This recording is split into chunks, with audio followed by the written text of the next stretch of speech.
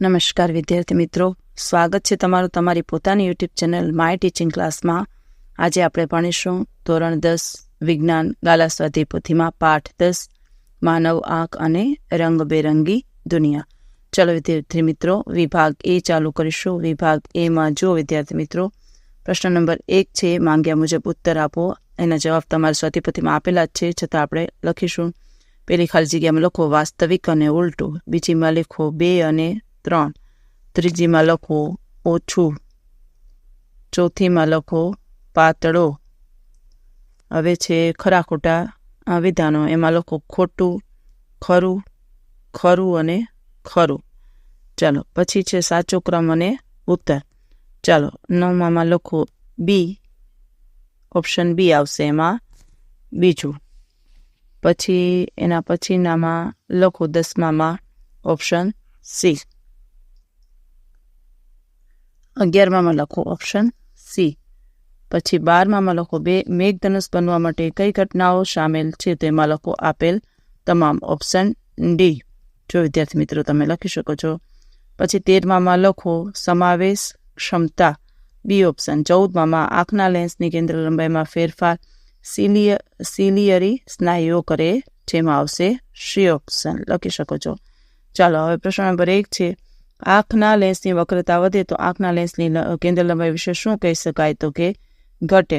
પછી નેત્ર પટલ પર રચાતા વસ્તુના પ્રતિબિંબનો પ્રકાર, તો કે વાસ્તવિક અને ઉલટું. 17માં બાયોફોકલ લેન્સનો ઉપયોગ, તો લખો પ્રેસ બાયોપિયા નામની આંખની તકલીફ દૂર કરવા માટે થાય છે. પછી 18માં લખો ટિન્ડલ અસર. 19માં લખો કાચવત દ્રવ્ય એટલે કે કાચ રસ. અને 20માં લખો ઉપયોગી અંતર્ગોળ લેન્સની કેન્દ્ર લંબાઈ f = -x = -100, cm = 0 = -1m. પછી લખો ઉપયોગી બહિર્ગોળ લેન્સની કેન્દ્ર લંબાઈ. જો વિદ્યાર્થી મિત્રો દાખલો આપેલો છે, તમે જોઈને લખી શકો છો. 22 એમાં લખો ખૂણો એ અને ખૂણો ઈ વચ્ચે સાચી રીત છે.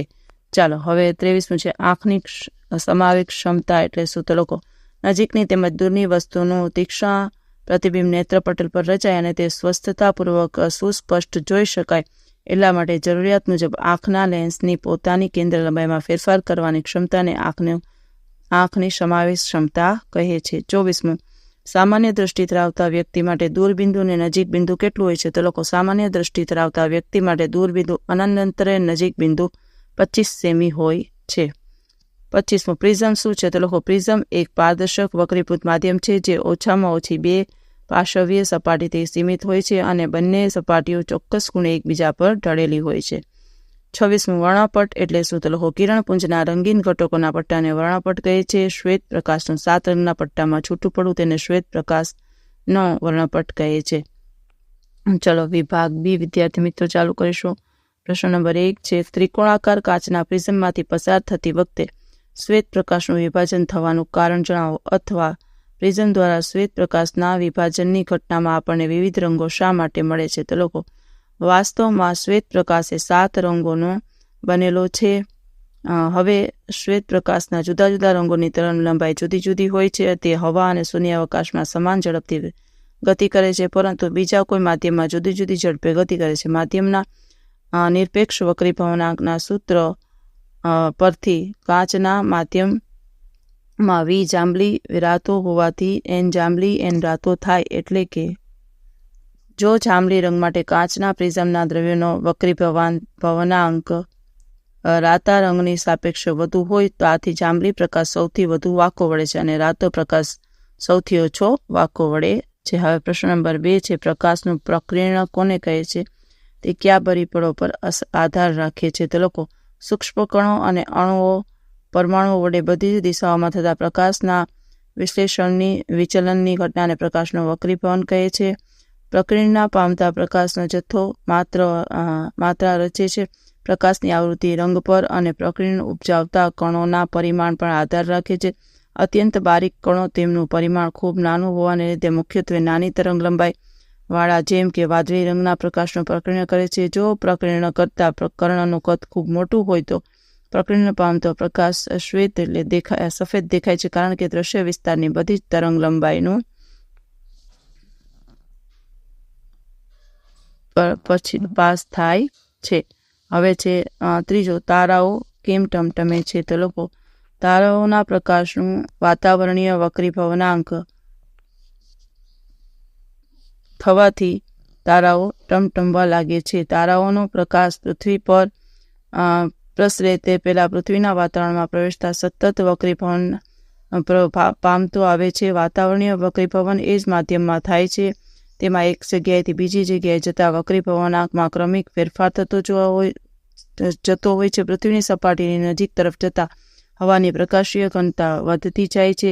તેથી તારામાંથી આવતો પ્રકાશ ક્રમશઃ પાતળા માધ્યમમાંથી ઘટ માધ્યમમાં પ્રવેશતી વખતે લંબ તરફની દિશામાં વાંકો વળે છે. ક્ષિતિજ પાસે ત્યારે જોવા આવે છે ત્યારે કોઈ તારો તેના વાસ્તવિક સ્થાનથી થોડેક ઉપર દેખાય છે. હવે છે ચોથો, વહેલો સૂર્યોદય અને મોડો સૂર્યાસ્ત થવાનું કારણ જણાવો. તો લોકો પૃથ્વીના વાતાવરણમાં જેમ જેમ ઊંચે જઈએ તેમ તેમ વાતાવરણ પ્રકાશીય રીતે પાતળું બનતું જાય છે, અર્થાત વક્રીભવનાંક સતત ઘટતો જાય છે. તેથી સૂર્યમાંથી પૃથ્વી પરના અવલોકનકાર પાસે પહોંચતું પ્રકાશનું કિરણ સતત પાતળા માધ્યમમાંથી ઘટ માધ્યમમાં ગતિ કરતું આવે છે અને તેથી તે લંબ તરફ વાંકું વળતું જાય છે, અર્થાત તે દિશા બદલતું જાય છે. કોઈ સ્થળે સૂર્ય ખરેખર ક્ષિતિજ પર આવે ત્યારે તે ખરેખર ઉગ્યો કે આથમ્યો કહેવાય. પ્રશ્ન નંબર 5, તફાવતના બબે મુદ્દા લખો. નજીકનું બિંદુ અને દૂરનું બિંદુ લખો. નજીકના બિંદુમાં જે લઘુત્તમ અંતરે આંખના લેન્સ વડે તણાવ વગર વસ્તુને સ્પષ્ટ રૂપે જોઈ શકાય તેને અંતરને આંખનું નજીકનું કહે છે. બીજું, સામાન્ય દ્રષ્ટિ ધરાવતી પુખ્ત વ્યક્તિ માટે નજીકનું બિંદુ 25 cm છે. ત્રીજું, ગુરુ દ્રષ્ટિની ખામીવાળી વ્યક્તિનું નજીકનું બિંદુ 25 cm કરતાં વધુ અંતરે હોય છે. હવે દૂર બિંદુમાં લખો. દૂરના જે અંતર સુધી આંખ વસ્તુને સ્પષ્ટ રીતે જોઈ શકે છે તે અંતરને આંખનું દૂર બિંદુ કહે છે. બીજું, સામાન્ય દ્રષ્ટિ ધરાવતી પુખ્ત વયની વ્યક્તિ માટે દૂરબિંદુ અનંત અંતરે હોય છે અને લઘુ દ્રષ્ટિની ખામીવાળી વ્યક્તિનું દૂરબિંદુ અનંત અંતર કરતાં ઓછું હોય છે. હવે વિભાગ સી વિદ્યાર્થી મિત્રો ચાલુ કરીશું. વિભાગ સીમાં પ્રશ્ન નંબર 1 જુઓ. લઘુ દ્રષ્ટિની ખામી એટલે કે માયોપિયા થવાના કારણો જણાવો. તેને કેવી રીતે નિવારી શકાય છે? યોગ્ય આકૃતિ દોરો. જો વિદ્યાર્થી મિત્રો લઘુ દ્રષ્ટિની ખામીનું નિવારણની આકૃતિ દોરેલી છે, આ રીતે આકૃતિ દોરો અને જવાબ લખીશું. લઘુ દ્રષ્ટિની ખામી એટલે કે માયોપિયા થતાના કારણો નીચે મુજબ છે. આંખના લેન્સની વક્રતા વધારે હોવી, આંખના લેન્સની કેન્દ્ર લંબાઈ ઘટવી અથવા આંખનો ડોળો લાંબો થવો, નેત્રપટલ અને આંખના લેન્સ વચ્ચેનું અંતર વધવું. આ કારણને લીધે દૂરની વસ્તુમાંથી અનંત અંતરેથી આવતા કિરણોને નેત્રપટલ પર કેન્દ્રિત થતા નથી, પરંતુ નેત્રપટલની આગળ કેન્દ્રિત થાય છે, અર્થાત વસ્તુનું પ્રતિબિંબ નેત્રપટલ પર રચાતું નથી. ખામીનું નિવારણ. લઘુ દ્રષ્ટિની ખામીવાળી વ્યક્તિનું નિવારણ કરવા વ્યક્તિએ યોગ્ય કેન્દ્ર લંબાઈ અથવા પાવરવાળા અંતર્ગોળ અપસારી લેન્સના ચશ્મા પહેરવા જોઈએ. જ્યારે આંખ દૂરની વસ્તુઓ જોવા માટે અનુકૂળ ન હોય ત્યારે અનંત અંતરેથી આવતા સમાંતર કિરણો લેન્સ દ્વારા વક્રીભૂત થાય. ત્યારબાદ જો વિદ્યાર્થી મિત્રો આ જવાબ લખી શકો છો. ત્યારબાદ માયોપિક આંખના દૂર બિંદુમાંથી આવતા હોય તેવું લાગે છે. આમ દૂરની વસ્તુમાંથી આવતા પ્રકાશના સમાંતર કિરણો અંતર્ગોળ લેન્સ દ્વારા નેત્રપટલ પર કેન્દ્રિત કરી શકાય છે. હવે જોઈએ પ્રશ્ન નંબર 2. ગુરુદ્રષ્ટિની ખામી એટલે કે હાઇપરમેટ્રોપિયા થવાના કારણો જણાવો. આ એની આકૃતિ છે. ગુરુદ્રષ્ટિ ખામીનું નિવારણ. ચાલો લખો. ગુરુદ્રષ્ટિની ખામી હાઇપરમેટ્રોપિયા થવાના કારણો નીચે મુજબ છે. આંખના લેન્સની ખૂબ ઓછી વક્રતાના લીધે તેની કેન્દ્ર લંબાઈમાં ઘણો વધારો અથવા આંખનો ડોળો ખૂબ નાનો થવો, નેત્રપટલ અને આંખના લેન્સ વચ્ચેનું અંતર ઘટવું. આ કારણો અથવા કારણને લીધે 25 સેમી અંતરે રહેલી વસ્તુમાંથી આવતા કિરણો નેત્રપટલ પર કેન્દ્રિત થતા નથી, પરંતુ નેત્રપટલની પાછળ કેન્દ્રિત થાય છે, અર્થાત નજીકની વસ્તુનું પ્રતિબિંબ નેત્રપટલ પર રચાતું નથી. ખામીનું નિવારણ લખો. એમાં ગુરુદ્રષ્ટિની ખામીવાળી આંખનું નિવારણ કરવા વ્યક્તિએ યોગ્ય કેન્દ્ર લંબાઈ અથવા પાવરવાળા બહિર્ગોળ લેન્સના ચશ્મા પહેરવા જોઈએ, જેમની સામાન્ય નજીક બિંદુથી આવતા પ્રકાશના કિરણો બહિર્ગોળ લેન્સ દ્વારા કેન્દ્રિત થાય છે અને ગુરુદ્રષ્ટિની ખામીવાળા આંખના નજીકના બિંદુથી આવતા દેખાય છે. જો વિદ્યાર્થી મિત્રો સૂત્ર લખી શકો છો, તમને આપેલ છે, જોઈને તમે લખી શકો છો. હવે પછીનો પ્રશ્ન છે, પ્રેસ બાયોપિયા એટલે શું? પ્રેસ બાયોપિયા થવાના કારણો જણાવો. આ ખામી કેવી રીતે નિવારી શકાય છે? અથવા પ્રેસ બાયોપિયા વિશે ટૂંક નોંધ લખો. મોટી ઉંમરવાળી વ્યક્તિઓ આંખની જે ખામીને કારણે સહેલાઈથી વાંચી કે લખી શકતી નથી તેને પ્રેસ બાયોપિયા કહે છે. સામાન્ય રીતે તે ઉંમર વધવાની સાથે આંખની સમાવેશ ક્ષમતામાં ઘટાડો થાય છે. મોટાભાગના લોકો માટે નજીક બિંદુ ધીમે ધીમે દૂર થતું જાય છે. શુદ્ધિકારક ચશ્માના ઉપયોગ વગર નજીકના પદાર્થોને તેઓ સરળતાથી અને સ્પષ્ટ રીતે જોઈ શકતા નથી. ઘણીવાર લોકોને શુદ્ધિકારક ચશ્માના ઉપયોગ વગર દૂરની વસ્તુ જોવામાં પણ તકલીફ પડે છે. આ પરિસ્થિતિમાં દૂરબિંદુ અનંત અંતરેથી વ્યક્તિ તરફ ખસતું હોય. આમ ઘણીવાર વ્યક્તિ બાયોપિયા અને હાઇપરમેટ્રોપિયા બંનેથી પીડાય છે. કારણો આ ખામી આંખના લેન્સની કેન્દ્ર લંબાઈમાં વધારો થાય છે, પરંતુ આંખના ડોળાની લંબાઈ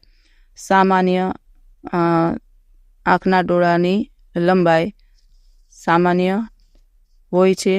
ખામીનું નિવારણ. આ ખામીને યોગ્ય પાવરવાળા બહિર્ગોળ લેન્સનો ઉપયોગ કરીને સુધારવામાં આવે છે. જે વ્યક્તિ લઘુ દ્રષ્ટિની ખામી અને ગુરુ દ્રષ્ટિની ખામી બંને પ્રકારની ખામીથી પીડાય છે, આવી વ્યક્તિને દ્વિકેન્દ્રી લેન્સ બાયોફોકલ લેન્સની જરૂર પડે છે. હવે છે ચોથું, લઘુ દ્રષ્ટિની ખામી ધરાવતા વ્યક્તિ માટે દૂરબિંદુ આંખની સામે 80 સેમી દૂર છે. આ ખામીનું નિવારણ કરવા માટે વપરાતા લેન્સનો પ્રકાર અને પાવર શું હશે? આંખની લઘુ દ્રષ્ટિની ખામીને તે નિવારવા યોગ્ય કેન્દ્ર લંબાઈવાળા અંતર્ગોળ લેન્સના ચશ્મા પહેરવા જોઈએ. અહીં લઘુ દ્રષ્ટિની ખામી ધરાવતી વ્યક્તિનું દૂરબિંદુ 80 સેમી છે. સામાન્ય દ્રષ્ટિ ધરાવતી વ્યક્તિનું દૂરબિંદુ અનંત અંતરે હોય છે. આનો અર્થ એ થાય છે કે વ્યક્તિ દૂરની વસ્તુને અનંત અંતરે મૂકેલી વસ્તુને ત્યાં સ્પષ્ટ જોઈ શકે છે. વસ્તુનું અંતર u બરાબર w સામાન્ય દૂરબિંદુ અને પ્રતિબિંબ અંતર v બરાબર 80 સેમી કેન્દ્ર લંબાઈ f. હવે જો વિદ્યાર્થી મિત્રો દાખલો જોઈ શકો છો.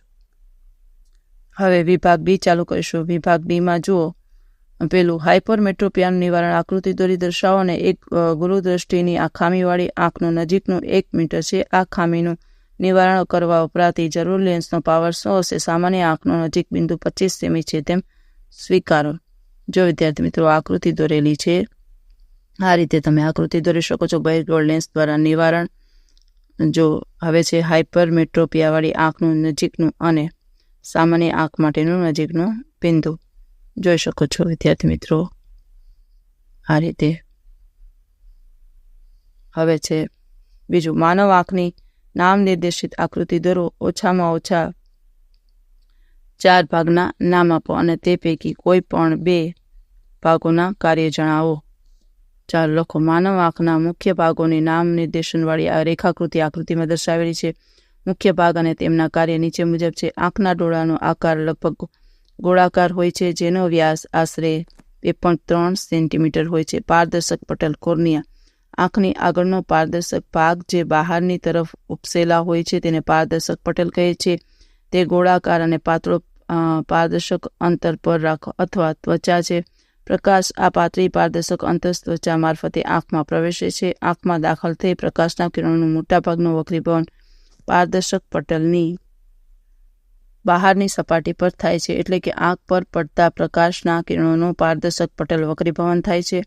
કનિનિકા એટલે કે આઇરસ પારદર્શક પટલ નામે કનિનિકા નામની રચના જોવા મળે છે, જે દોરી સ્નાયુમય પડદો હોય છે જે કીકીનું કદ નાનું મોટું કરે છે. કનિનિકાનો રંગ એક જ આંખનો રંગ દર્શાવે છે. અને છે ત્રીજું, દ્રષ્ટિ ચેતા. વિદ્યુત સંદેશા દ્રષ્ટિ ચેતા દ્વારા નેત્રપટલની મગજ સુધી પહોંચાડાય છે. પછી ચોથું છે કાચરસ. આંખના લેન્સ અને નેત્રપટલની વચ્ચેની જગ્યામાં પારદર્શક જેવી. વિદ્યાર્થી મિત્રો આજના વિડીયો લેક્ચરમાં આટલું જ. જો તમને આ વિડીયો ગમ્યો તો લાઇક કરશો, તમારા મિત્રો સાથે શેર કરશો અને મારી ચેનલને સબસ્ક્રાઈબ પણ કરશો. આવજો.